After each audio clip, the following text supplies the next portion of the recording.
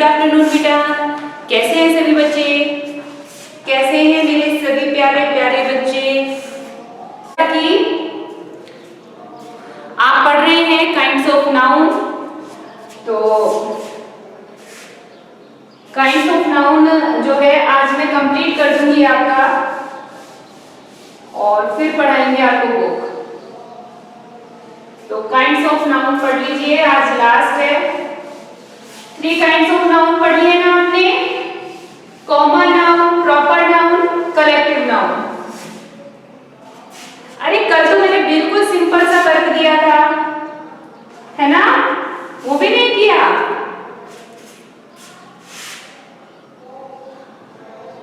चलिए बच्चों, सो collective noun तक पढ़ चुके हैं? पढ़ चुके हैं ना रिशु? कलेक्टिव नाउन तक पढ़ लिया ना? प्रॉपर नाउन पढ़ लिया? प्रॉपर नाउन नहीं पढ़ा? कॉमन नाउन पढ़ लिया? कलेक्टिव नहीं पढ़ा? कलेक्टिव पढ़ाया तो था। कलेक्टिव नहीं पढ़ा बच्चों? नीति, दक्ष, कलेक्टिव नाउन नहीं पढ़ा? अनुष्का, चेतन, अमित, नहीं पढ़ा बेटा कलेक्टिव नाउन? चलिए कोई बात नहीं, कलेक्टिव नाउन फिर से बता देती हूँ अगर आपको कंफ्यूजन है तो। 3rd नंबर नाउन है अपना कलेक्टिव नाउन। मैंने बताया था आपको कलेक्ट मीन क्या होता है? इकट्ठा करना होता है। कलेक्ट मतलब क्या होता है? इकट्ठा करना होता है। और एक साथ जब हम होते हैं तो उसे ग्रुप भी कहते हैं, ठीक है? तो आप इसे लिख लीजिए,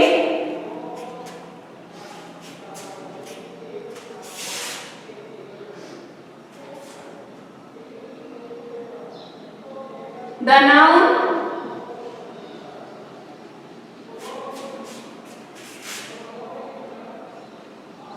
which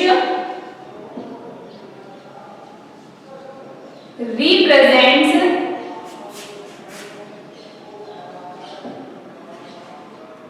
a group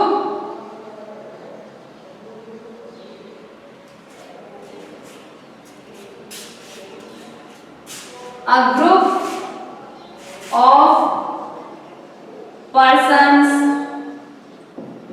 place or things is called collective noun, ठीक है? फॉर एग्जाम्पल देखिए आप, देखो बच्चों, एलिफेंट है, एलिफेंट है, लेकिन ये अकेला एलिफेंट, ठीक है, प्रॉपर नाउन है। अगर इसका ग्रुप हो, यानी कि एक से ज्यादा एलिफेंट हो, तो उसे फिर क्या कहा जाता है? हर्ड। क्या कहा जाता है? Heard of elephant. क्या बोलेंगे? Heard of elephant.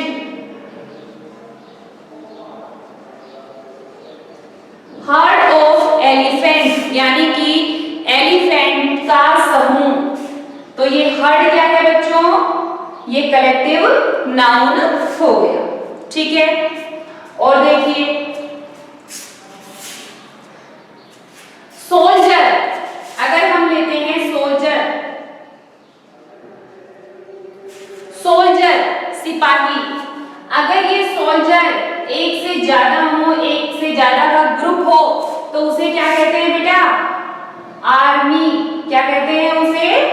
आर्मी। और देखो,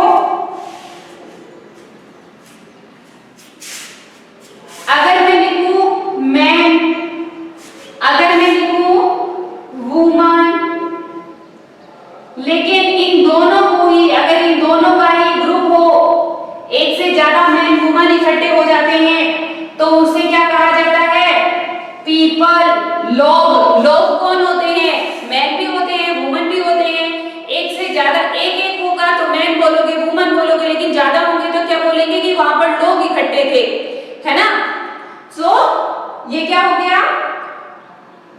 पीपल, पीपल ग्रुप को कह रहे हैं, इसलिए ये कलेक्टिव नाउन है।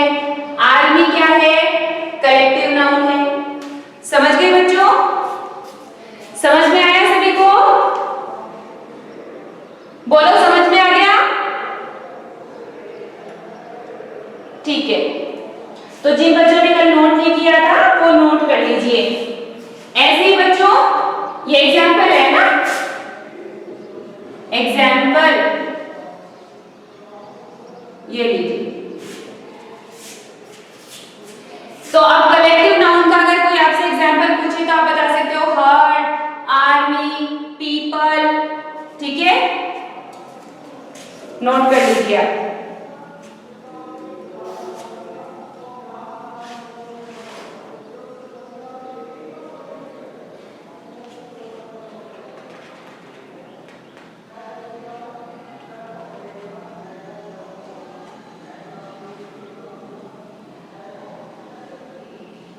अच्छा, इसमें ये एक इरेज कर देना, प्लेस नहीं आएगा इसमें, पर्सन और थिंग आएगा।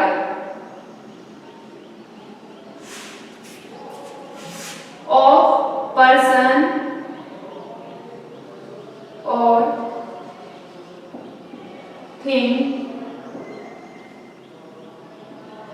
Is called collective noun. ये थोड़ा सा चेंज कर देना है इसमें।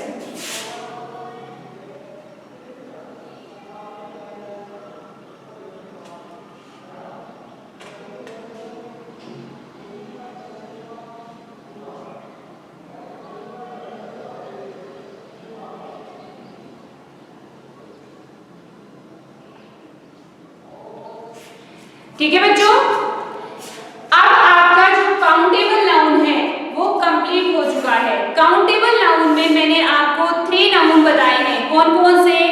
Proper noun, common noun, collective noun. और तीनों ही नाउन जो है अपने कंप्लीट हो चुके हैं, हो गए हैं ना। इसका मतलब जो काउंटेबल नाउन है वो कंप्लीट हो चुका है। तो बच्चों, जब हमारा काउंटेबल नाउन कंप्लीट हो गया है तो हम एक एक्सरसाइज सॉल्व कर लेते हैं। ठीक है, एक एक्सरसाइज तीनों से रिलेटेड जो है सॉल्व कर लेते हैं। Have you written this? Have you written? Okay, अब हम सॉल्व करते हैं एक्सरसाइज, तभी तो आपको पता चलेगा ना कि कितना समझ में आया है। ऐसे तो पढ़ते जाएंगे पढ़ते जाएंगे। चलिए, तो देखिए बच्चों, एक्सरसाइज बता रही हूं आपको। एक्सरसाइज में क्या करना है बेटा? आपको सेंटेंस से नाउन को सर्च करना है। क्या करेंगे? सेंटेंस से नाउन को सर्च करना है, अंडरलाइन करना है और सामने दिए हुए ब्लैंक में ये बताना है कि नाउन का काइंड कौन सा है। मैं सॉल्व करके बताऊंगी, आपको समझ में आ जाएगा। ठीक है, क्वेश्चन है, pick out the noun, pick out the noun and write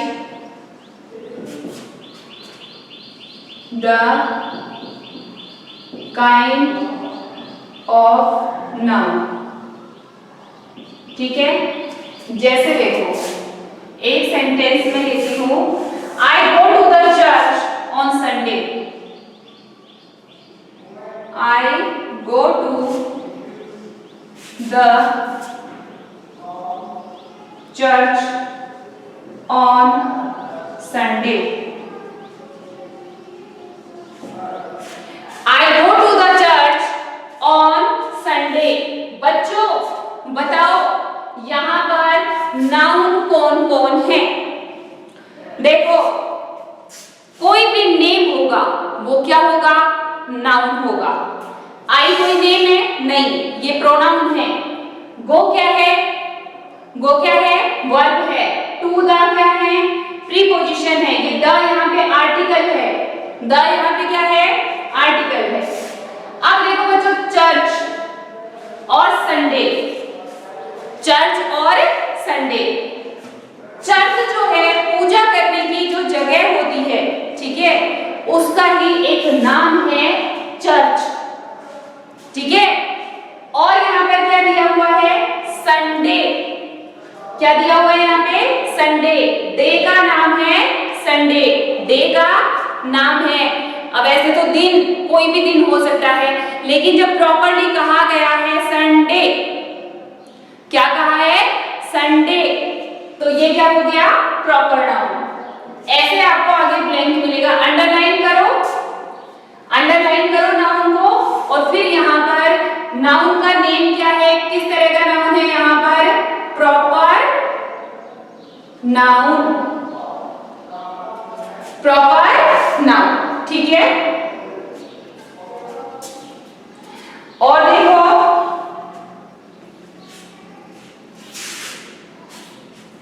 second,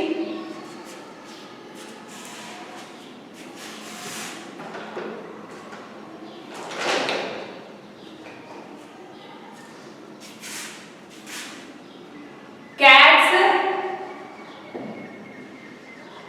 drink milk,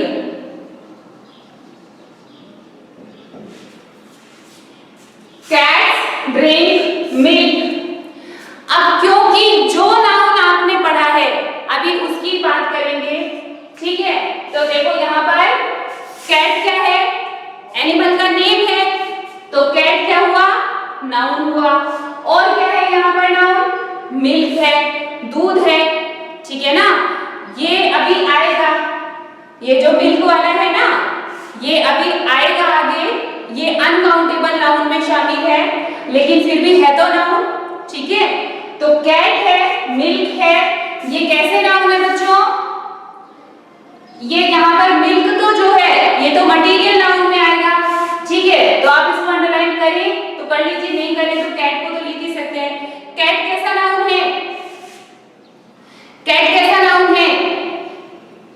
बताओ बच्चों, कैट, कैट कैसा नाउन है?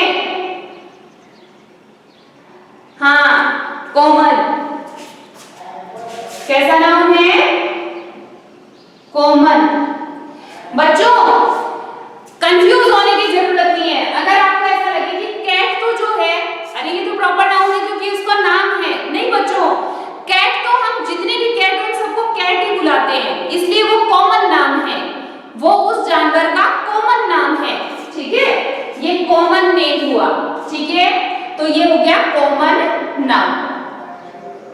और अगर बात आए मिल्क की तो इसे आप लिखेंगे मटीरियल नाउन। ये अभी आएगा इसलिए नहीं बता रही थी मैं, मटीरियल नाउन। ये मटीरियल है, ठीक है, ये अनकाउंटेबल है, इसे गिना नहीं जा सकता है, इसे तोला जा सकता है लेकिन गिना नहीं जा सकता है, तो ये अनकाउंटेबल है, अनकाउंटेबल नाउन में आएगा ये, ठीक है। और सेंटेंस देखो, और लो,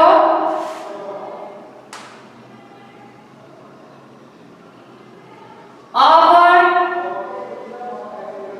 examinations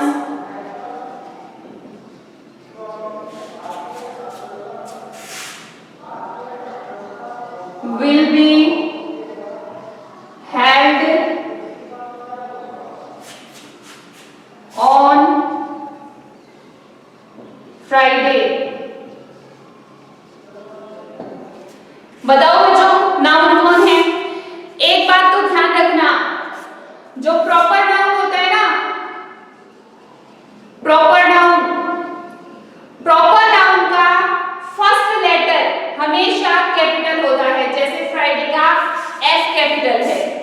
प्रॉपर नाउन कहां, जहां भी कहीं लिखा जाता है उसका फर्स्ट लेटर कैपिटल होता है।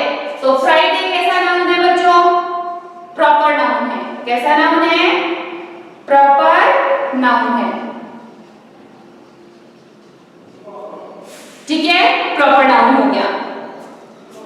और एक सेंटेंस राइट करो,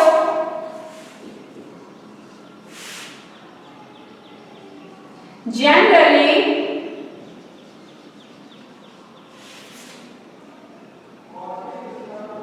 girls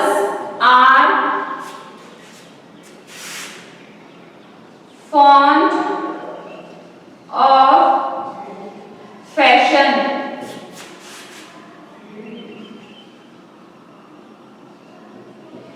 Generally girls are fond of fashion. सामान्य रूप से लड़कियां जो होती हैं उनको फैशन करना बहुत पसंद होता है। तो बच्चों बताओ यहाँ पर नाउन कौन है? कौन है यहाँ पे नाउन बताइए। अब आप सभी बच्चे नोटबुक में मुझे बताएंगे कि कहां पर है। मैं देख रही हूँ जो generally girls are fond of fashion, लड़कियों को फैशन करना बहुत पसंद होता है। ठीक है, तो यहाँ पर सीधा सा लिखा हुआ है गर्ल। अरे कल कितना एग्जाम्पल दिया था मैंने आप लोगों को, गर्ल बॉय ढेर सारे एग्जाम्पल करके दिए थे। तो गर्ल्स क्या है? नाउन है, और गर्ल एक कॉमन नेम होता है, इसलिए ये कॉमन नाउन है, इसलिए ये कॉमन नाउन है। ठीक है,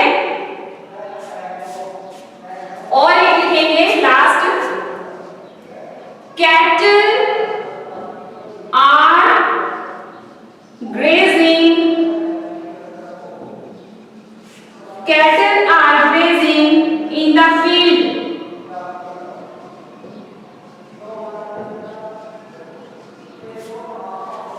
cattle are grazing in the field.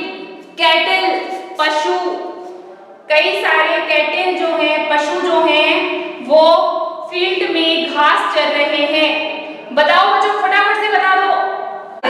देखो, cattle are grazing in the field, यहाँ पर किसी पशु, मैंने बोला कि जो पशु मतलब कैटल मतलब पशु, कैटल मतलब पशु, पशु जो है ग्रेजिंग कर रहे हैं, घास चर रहे हैं फील्ड में, खेत के अंदर। तो यहाँ पर कैटल, कैटल क्या है बच्चों? नाउन है। पशु, पशुओं का जो ग्रुप होता है, ठीक है, उसे क्या कहते हैं? कैटल कहते हैं। ठीक है, तो कैटल कैसा नाउन है? कलेक्टिव।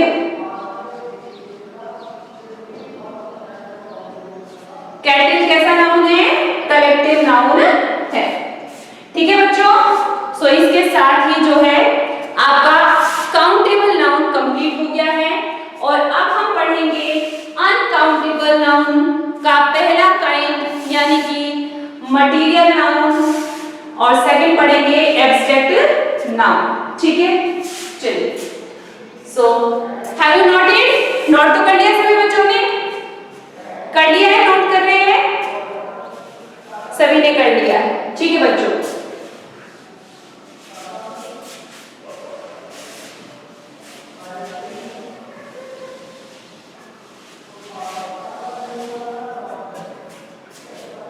और सेकंड जो है आपका अनकाउंटेबल नाउन। सबसे पहले तो जानो अनकाउंटेबल नाउन खुद होता क्या है। क्या होता है uncountable noun?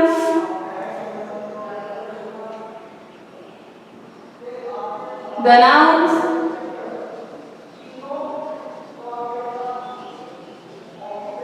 which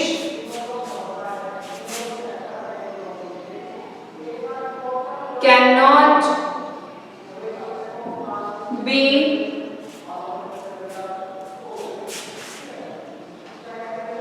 counted are called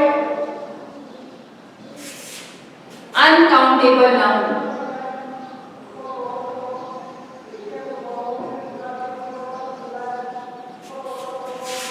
वो नाउन जिनको काउंट नहीं किया जा सकता है, जैसे काउंट नहीं किया जा सकता है तो उन्हें क्या कहते हैं? अनकाउंटेबल नाउन कहते हैं। कलेक्टिव नाउन है, प्रॉपर नाउन है, कॉमन नाउन है, इनको काउंट किया जा सकता है।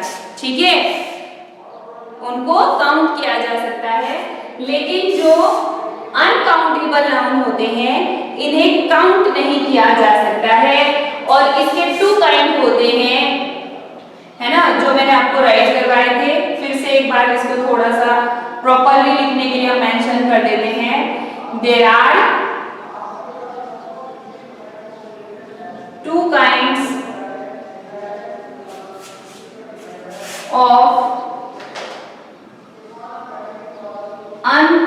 suitable noun.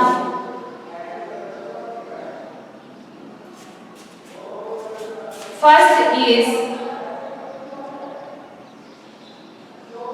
abstract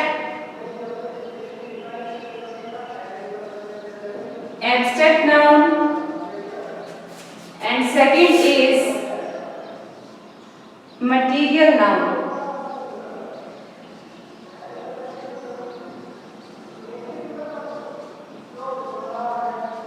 ठीक है,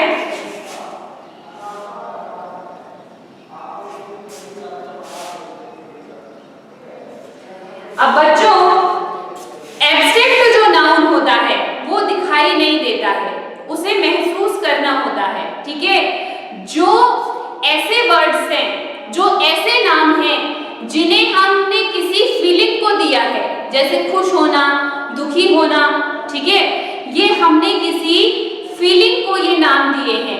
तो फीलिंग वाले जो नाम होते हैं, फीलिंग हमें दिखाई नहीं देती है ना, फीलिंग हमारे अंदर होती है। तो एब्स्ट्रैक्ट नाउन जो होता है वो दिखाई नहीं देता है। अगर मैं कहूँ ऑनेस्टी, ईमानदारी, तो क्या आप ईमानदारी को देख सकते हो? देख सकते हो? नहीं देख सकते हो। तो ये जो ऐसे नाउन होंगे जो किसी फीलिंग का नाम होंगे, जो हमें दिखाई नहीं देते हैं, वो एब्स्ट्रैक्ट नाउन होंगे। तो एब्स्ट्रैक्ट नाउन की डेफिनेशन लिखेंगे। नंबर 1,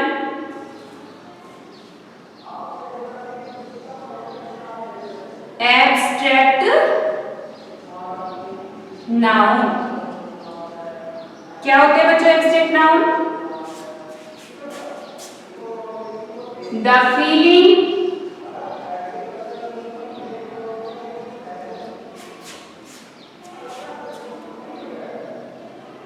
और action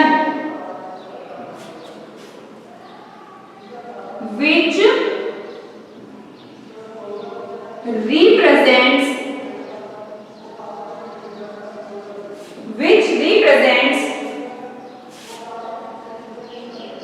the quality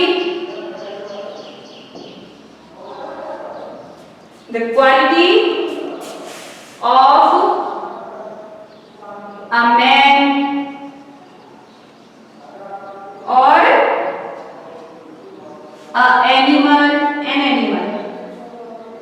an animal is called an abstract noun। यानी कि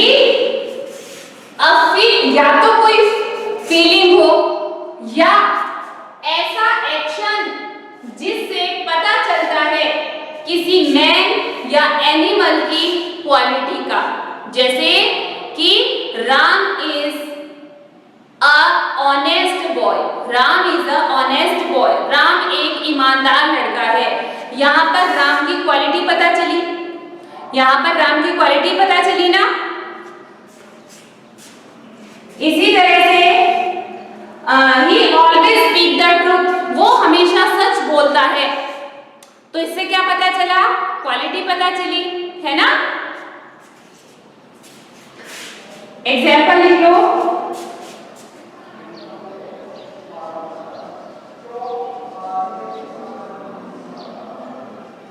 एग्जाम्पल में लिखो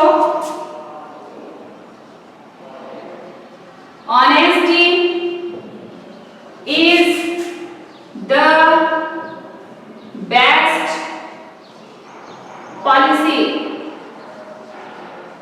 Honesty is the best policy। ठीक है, ईमानदारी की सबसे अच्छी नीति है। और लिख लेंगे I born in poverty, मैंने गरीबी में जन्म लिया, मैंने गरीबी में जन्म लिया। ये लीजिए बच्चों, एब्स्ट्रैक्ट नाउन भी अपना जो है कंप्लीट हो गया है। कल की जो नेक्स्ट क्लास होगी उसमें मैं और अच्छे से इसे फिर से एक बार एक्सप्लेन कर दूंगी। आप सब बच्चों को आज होमवर्क में क्या करना है, देखो बेटा, जो मैं आपको पढ़ा रही हूँ, है ना, ये पढ़ते टाइम इजी लगता है, लेकिन जब आप सभी नाउन्स को पढ़ लेंगे तो ये सब मिक्सअप हो जाता है, समझना मुश्किल हो जाता है कि कौन सा नाउन कहाँ पर है। वो कब? जब हमारी प्रिपरेशन अच्छी नहीं होती है। और प्रिपरेशन अच्छी कब होती है? जब हम प्रैक्टिस करते हैं। तो आप बच्चों को प्रैक्टिस करनी है। आप बच्चों को कुछ एक्सरसाइज, आपकी बुक के अंदर भी एक्सरसाइज दी हुई है, या कहीं भी किसी भी कोई भी बुक आपके घर पे अवेलेबल है, उसमें नाउन से रिलेटेड अगर कोई चैप्टर है या कोई भी चैप्टर हो आपके पास में इंग्लिश का, आप वहां से आप कलेक्ट कर सकते हैं नाउन्स को। नहीं कर सकते हैं? अरे नेम ही तो नाउन होता है। आप वहां पे सर्च करो कि नाउन कौन कौन सा है, कोई भी चैप्टर ले लो, उसमें पता करो कि नाउन कौन कौन से हैं यहाँ पर और नाउन का काइंड कौन सा है यहाँ पर। ठीक है, पुरानी अगर आपके पास में ग्रामर बुक है तो उससे आप कर सकते हो। और सभी बच्चे बुक्स परचेज करें बेटा, ठीक है। हाँ जी, कल ये लास्ट आपका चैप्टर कंप्लीट हो जाएगा। नाउन का जो चैप्टर है कल कंप्लीट हो जाएगा और कल मैं आपको टेस्ट भी देने वाली हूँ, ठीक है। चैप्टर कंप्लीट होने के बाद टेस्ट होता है ना, तो आप सभी बच्चों को आज होमवर्क में 4 काइंड्स ऑफ नाउन जो कंप्लीट हो चुके हैं इन्हें राइट कर लेना है प्रॉपरली फेयर नोटबुक में, और प्लस इन्हें लर्न करना है और इनके लिए प्रैक्टिस करनी है, ठीक है। ओके बच्चों, चलिए, so thank you, bye, have a nice day.